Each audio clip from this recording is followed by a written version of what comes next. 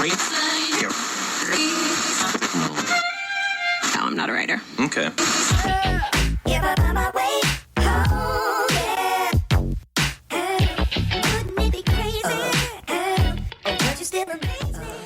And here we go. This is Mike Lodge. I am the business advisor.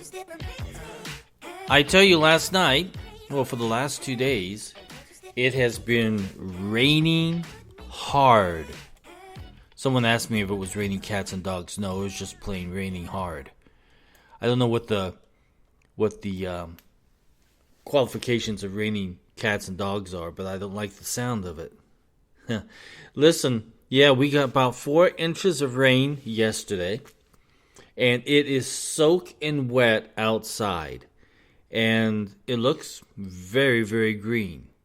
I noticed the squirrels are out today. We're supposed to get maybe a 20% chance of rain today.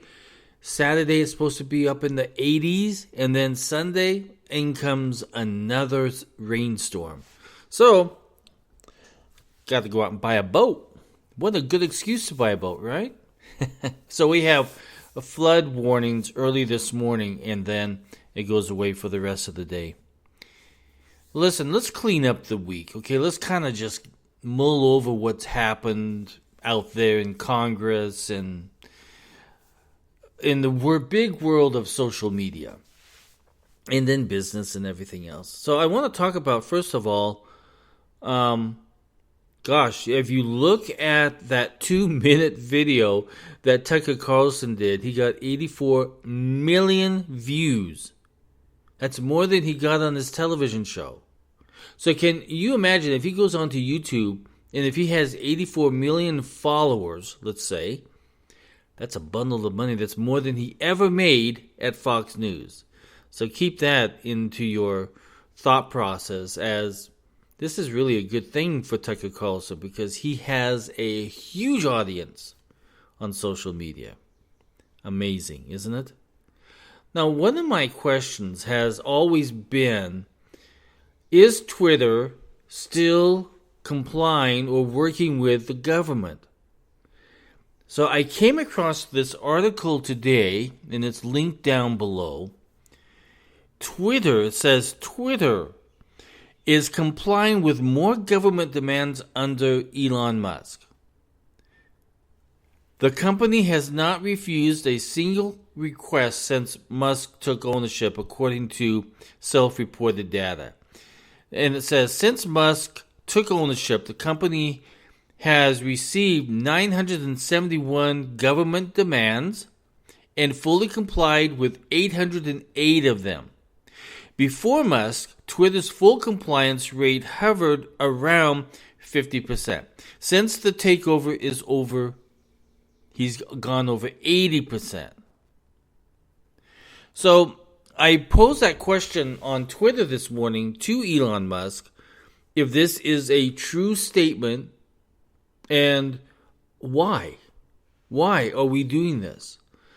I've often wondered, I just don't trust social media anymore. I believe that the government has their hands into a lot of different accounts on social media, that they are producing a lot of propaganda on social media, and they are still demanding things from social media to shut people down. I'll give you a good example. On my Twitter account, I don't know if I'm a bad Twitter person or if I'm being shut down some way so that no one ever sees what I'm doing. I have never gone over a certain number of followers, never goes any higher. The viewership of my Twitter accounts is very low, and all that I'm doing is posting news articles of what's happening in the economy and what's happening within Congress to affect our economy. So I'm always posting that. But I'm pretty sure that I am banned somehow on my Twitter feed. I just feel that's the situation. Or I might have to just admit that I'm a bad Twitter person. But to understand and to find out that he's complying with more government requests than what was happening before Twitter was taken over by Elon Musk. That's a big concern. So I posed that question to him today on Twitter. Let's see if he responds. I hope he does respond. Either this is fake news or it's just propaganda being put out there by somebody. Because you don't know about all these bloggers and news postings and everything else. I trust nothing anymore. I literally trust nothing. I thought that Twitter was a good news source. I have to rethink my position now, if this is a true story. Because now we have another issue where government is still involved in our social media. Think about it. And you ask that question too of yourself. Are we still being monitored by the government? Or are we still being propagandized by the government? That's a big question that we need to ask ourselves. The other issue is the Congress or the Senate yesterday voted for the Equal Rights Amendment, which is known as the ERA. Now, it didn't pass. And it has to be constitutionally right. And what they did yesterday bypassed the Constitution, basically. And that's not a very good sign. But it did not pass. And it passed, let me tell you how much it passed by, okay? They needed a full 60 votes. 60 votes. Both Democrats and Republicans. They got 51 for it and 47 against it. They needed several of the Republicans to go over.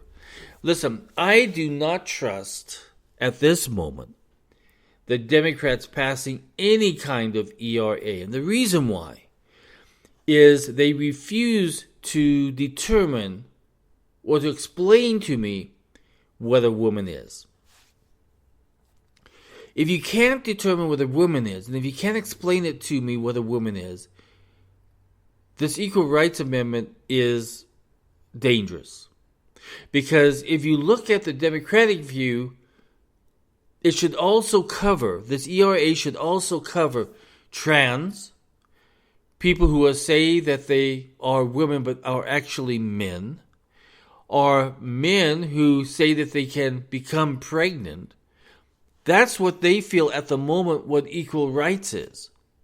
And I personally, ethically, cannot say if you are a man, you are not a woman, okay? You are a man. If you have your penis, you are a man. If you are in a man's body and you cannot produce women, you are a man. And if you are a woman with a vagina, and if you you have the ability to produce a child, you are a woman. However, under the proposed Equal Rights Amendment,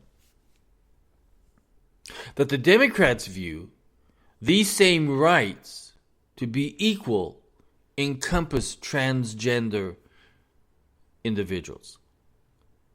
And that is not morally right, in my view.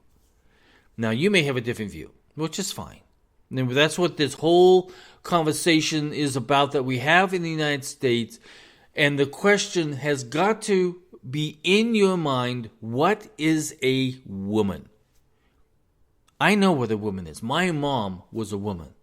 My mom, who produced children and produced a family and who created a life for me as a child, was a woman. My dad was a man. I am a man. My sister is a woman. There's no gender. I saw one that had 3 different genders.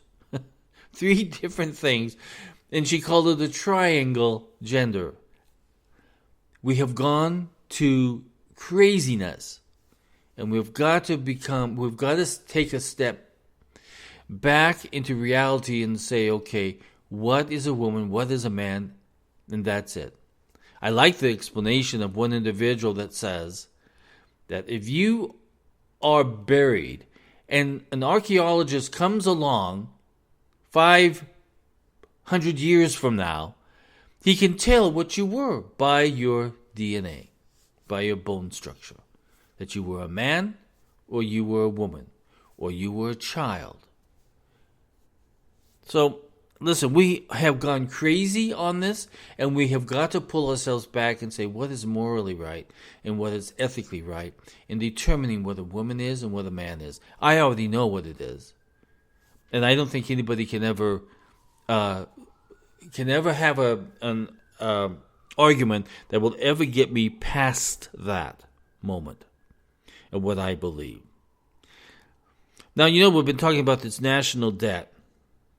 The question has always been asked, how the national debt hits your wallet every day. Because a lot of people don't realize that this national debt that the United States has hits our wallets. And the question is, how does it hit our wallet? Number one, higher taxes.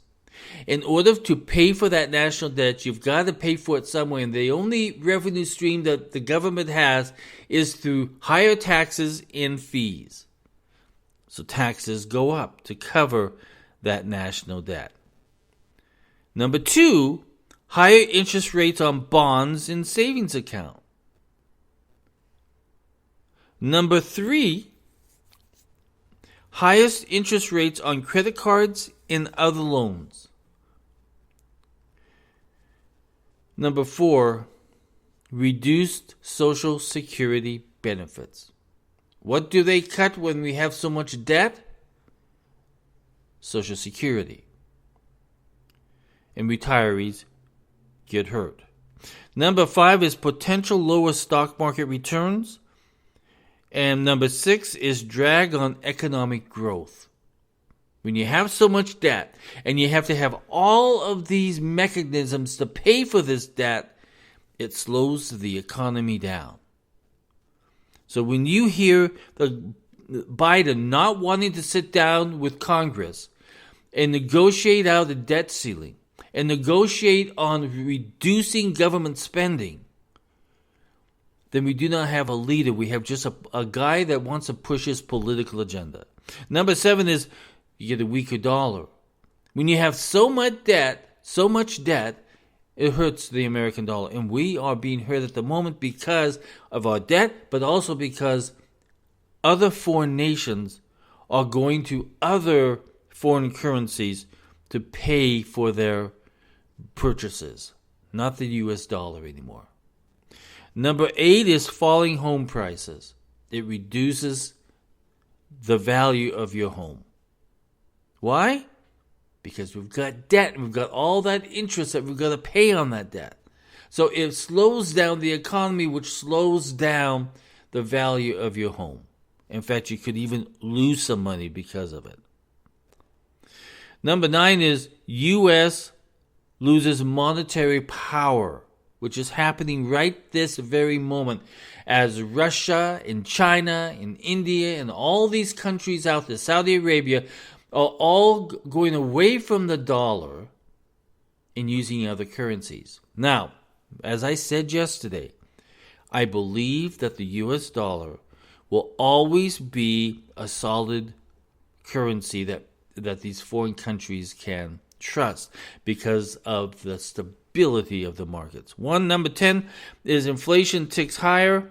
And number 11, the Fed could print more money. When they print more money, what happens? Inflation goes up and it hurts us.